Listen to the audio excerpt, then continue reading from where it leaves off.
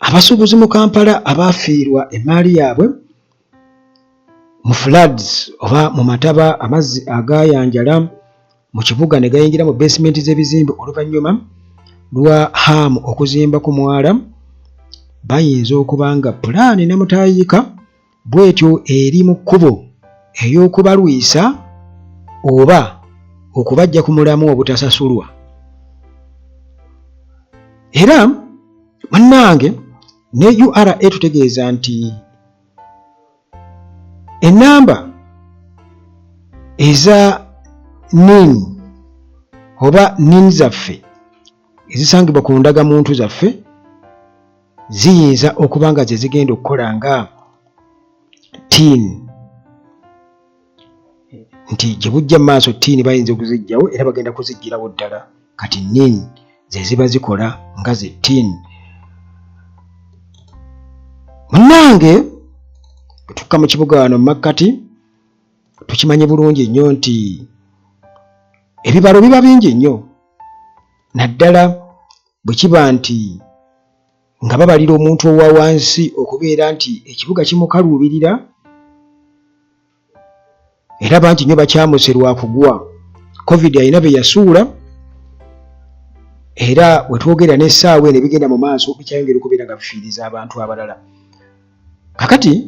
munnange bwe twogerera kkooti erindiridde okuwuliriza omusango ogwa omwala gwe Nakivubo Drainage Channel, era nga omugono omusango bawaabira General Museveni, NEMA, KCCA ne Hamis Kiggundu, nti bawaabira General Museveni, NEMA, KCCA ne Hamis Kiggundu. Kakati nno gye buvuddeko nawulira omubaka Mohamed Nsereko ng'agamba nti HAM si yayita amataba, si yayitira amazzi okubeera nga ganjala mu bizimbe, era abantu abamu bagamba nti amazzi gabadde nga ganjala mu bizimbe ebbanga lyonna, mbu gabadde nga ganjala oba tugamba nti floods zibaddewo mu Kampala ebbanga nga ne Hamisa nabakubeera nga azimba omwalo ogwo. Kakati ekyo ne kiraga nti oba oli awo eriyo abagamba mbu si yavunaanyizibwa ku ekyo, era nga naye kennyini bwakolaki bwakyogera. General Museveni yamuwa olukusa okubeera nga azimba omwala, naye n'atabeera approved, teba-approvinga nga pulaani ye, ne KCCA yavayo n'ebyegaana, NEMA n'ebyegaana okuleka Museveni ne Hamisi be balusigalamu, nti Museveni yawandiika ebbaluwa naye aba KCCA baayitana nabakubeera nga bakakasa oba kumuwa guidelines, ye n'atandikirawo okuzimba, jjukira nti ng'akuumwa mmundu. Kakati omusango gugwo mu kkooti, naye jjukira nti General Museveni yali asuubizzwa nga bw'agenda okubeera nga atunula mu nsonga yaabwe, kabi kasinge n'okubeera nga babaliyirira abaafiirwa ebintu. Tukimanye bulungi nnyo nti bwe tugenda mu mateeka, era kino Mohamed Nsereko yakyogera n'agamba nti bwe bagenda mu kkooti biyinza okutwala emyaka n'emyaka, muyinza okwesanga tuli mu 2031 naye ng'omusango tegusalwanga, ate naddala wano e Uganda nga kuliko afacilitatinga omusango gulwewo. Kati ng'omuntu yeebuuza nti abasuubuzi nga tebannaba bali awo mu makkati balinda okubeera nga oba bagenda basisinkana General Museveni bateese ku ngeri gye baafiirwamu, ani apika omusango okubeera nga gugenda mu kkooti? Apika omusango okubeera nga gugenda mu kkooti kitegeeza ye muntu eyandibadde ayagala okugula obudde, era nga kindabikira okuba nga abasuubuzi baffe mu Kampala bayinza okuba nga batumidde. Kakati munnange bino byonna nkugambye nti tebireka waggulu muntu wa wansi oba omusuubuzi. Kati High Court Civil Division eseetinze olunaku 19 Novemba 2025 nga lwe lunaku oba date kwe bagenda okutandika okubeera nga bawulirira omusango. Omusango guno ffenna gwe tulindiridde obulungi, public interest case, era nga guno bwe batyo baguwaaba nga bawaaba abantu be bavunaana General Museveni, Attorney General, KCCA okukosa ne businessman Hamis Kiggundu ne government agencies endala nga bwe nkutegeezezza muganda wange. Kakati ekyo nga bw'okiwulidde awo mu nseetinga yaakyo kitegeeza nti kiwanvu era kiwanvu ddala, kiwanvu era nga munnange bino byonna biva mu musango gwawaabwa Septemba nga 22-25 ba advocates babiri okuli Kazinda Nari ne Ola Samuel owa F Augon Company Advocates be baweereddwa omulimu nti mugende muteekeyo omusango mututaase kubanga kati kiba kitegeeza ti tewagenda kubeerawo kuteesa naye ate kkooti esobola okukkiriza abantu okuteesaganya bwebabeera bakkaanyiza bateesaganye. Kakati munnange bano bwe bati ne banguyiriza okutwalayo omusango kubanga ajjukira nti bw'otunuulira emmaali y'abantu eyafa yo nnyingi nnyo nti omuntu omanyi okugamba nalina amaduuka bwe gati nga 6-7 gonna gaasirika supermarkets zonna ne ziyingiramu amazzi. Akati munnange balooya bano ababiri bakyalenjinga Gen. Museveni okwapuruvinga oba okukakasa Kiggundu okumuwa olukusa okugenda otandika pulojekiti ye nga tebamaze kufuna environmental and social impact assessment okugoba babuwabira. Kati ndowooza bano abalala ate abannema nawe ne babawaabira okuba nti nno baalabanga bigenda mu maaso naye tabako kye bakolawo. KCCA nayo neerema kubanga bwe kiba kukwata mukazi atunda miyembe ku street abo babeera banguwa okujja okumukwata naye kati bino byonna byagenda mu maaso nga kiregeeza nti biriko approval eziri emabega wa curtain. Kakati mu kuwaaba balooya bano ababiri bo bagamba nti nno okukkiriza okuteekawo development oba okuzimba ku mwala guno gw'e Nakivubo nga tebamaze kufuna oba kutunula mu nsonga eno assessment, kino kibitegeeza kyaleetawo risk ey'amaanyi omuli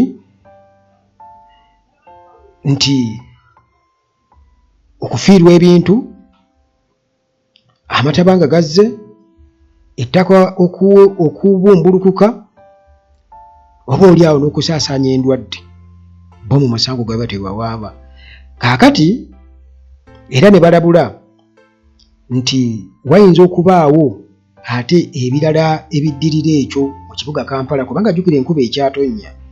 tisinga eddamu n'ekubamu ekire kimu naye nalabye banguyiriza okubanga bateekako channels eziriidinga ku mwala guno omunene nga basimaasima ndowooza bakitegedde nti owaayi singa enkuba eddamu n'etonnya mangu musimeesime mangu bwe batyo ne basimaasima era emyala bwe gityo munnange mingi nnyo kati gye bakuliyetinzeewo ekijoyininga omwala guno omunene. Kakati munnange KCCA yo omusango gwe bagivunaana kubeera nti yawaayo drainage channel eri Kiggundu nga tebamaze kubeera nga ate basiikinga mandatory clearance okuva eri NEMA. Ekintu munnange ba petitioner abawaabi kibagamba nti kino munnange kyayisa olugaayo obuyinza obuweebwa environmental protection constitution ssemateeka bwawa abannema okubeera nga bataasa obutonde bw'ensi. Kati ate Gen. Museveni ne Prime Minister by the way kwali Robinah Nabbanja ayinza n'okubabuuza kati binkwatirako wa nze amisi Kiggundu naye kati naye mwali minisita wa finance bonna bano bawaabiddwa wamu. Kaakati era bano nga bayita mu Attorney General bonna ne babawaayi Mukama Katonda. Kakati petitioner ayagala High Court okubeera nga eyimiza Kiggundu omulimu gwe yatandiseeko era bakansolinge basazeemu olukusa Gen. Museveni lwe yamuwa okuteekayo ekyayita enkulaakulana ku mwala guno gw'e Nakivubo. Olwo bateeke enninga ku NEMA okubeera nga eteekawo environmental audit eyawamu eri comprehensive okusobola okubeera nga batunuulira butereevu ebintu ebigenda mu maaso ku mwala guno ogw'e Nakivubo. Naye kale ebyo byonna biri awo naye bano yes bataddewo embeera bannaffe naye abasuubuzi be bagenzeeyo oba waliwo ensonda ez'abagambye mugende muwaabe kubanga kale yesu omusango gulina okubaawo naye nze ndaba nti wano bwe kijja mu by'emisango e Kampala kitegeeza nti abantu abamu babeera batumidde ebyaddala tebagenda kufuna ssente kati kabe kasinge banze n'obutazifunirako ddala kasita biyingidde mu by'emisango kubanga awo kasa biyingiramu ebyokusoma ebyanswinswi muganda wange nga batandika keesi ng'efuuka keesi nga bagivuga emyaka gyabwe giigyo era okukakana munnange ojja kuba wadda dda mu kyalo nga wabivaamu nadda wagamba ebyo nabireka zinza n'okufuluma ssente ne babawo ate abazeezibika nga mmwe temuliiwo kakati munnange ebyo biri awo nabyo kikulu nnyo okubeera nga tubimanya kubanga twagala tubeere awo mu nkola eyaffe eya maaso ku lutimbe kabiina ku ddongo tulabe ki ekigenda mu maaso kakati Uganda Revenue Authority yiino egamba nti NIN ze zigenda okukozesebwa era ze bagenda okukozesa nga tax identification number nti gwe niniyo eri ku ndagamuntu gye bagenda okubeera nga bakozesa bwetyo Uganda Revenue Authority bwe tukakasizza nti baguddewo annual tax return session oba season annual tax return season era nga bwe batyo ne batubikkulira pulaani namutayiika bagenda kukola bwenkyukakyuka okubeera nga munnange bagenda kulaba nga bakozesa tax identification number TIN ebeere nga rather bagenda kubanga bagijjawo tax identification number TIN bagenda kugiripuleesinga era nga national identification number egenda kuba NIN egenda okubanga yeekola kaakati munnange bano nga bamaze okubeera nga batutegeeza ebyo nga batugamba wansi w'omulamwa gwabwe #LearnTaxUganda campaign bagamba nti kino bakikoze okulaba nga munnange ate bakwasaganya bulungi ekyokuŋŋaanya emisolo mu digital identification system eri bannayuganda bonna okutwaliza awamu kuba kati nini oyinza okugenda nnaku ezo baali bazitufunira nga togisabanga naye ogenda okulaba nga bakugamba nini eri bweti era bwe nagenda mu Revenue Authority emabegako eyo mabegako myaka giyiseewo ne baŋŋamba nti bamuzi olina nini jijukira twali naye nakafuna endangamuntu nti bbanga liyitiddewo ddala ddene ne bagamba sirina ne baŋŋamba ate nga tulaba olina ninkyeka bagimpa buwi ndowooza naye kakati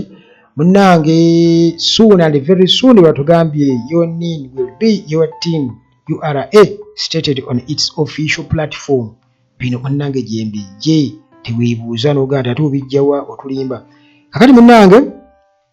kino kigenda kuyambako bannansi okubeera nga bakozesa identification number emu ku misolo gyonna mu kusasula layisinsi ne government services endala okuviira ddala munnange okubeera nti ba-accessinga omusolo abasobola okuviira ddala kwabo abasasula omusolo n'abo abatasasula oba okubeera nga kyentegeeza okubeera nga bakola ebintu ebisasula omusolo transactions ez'emisolo ezitali za misolo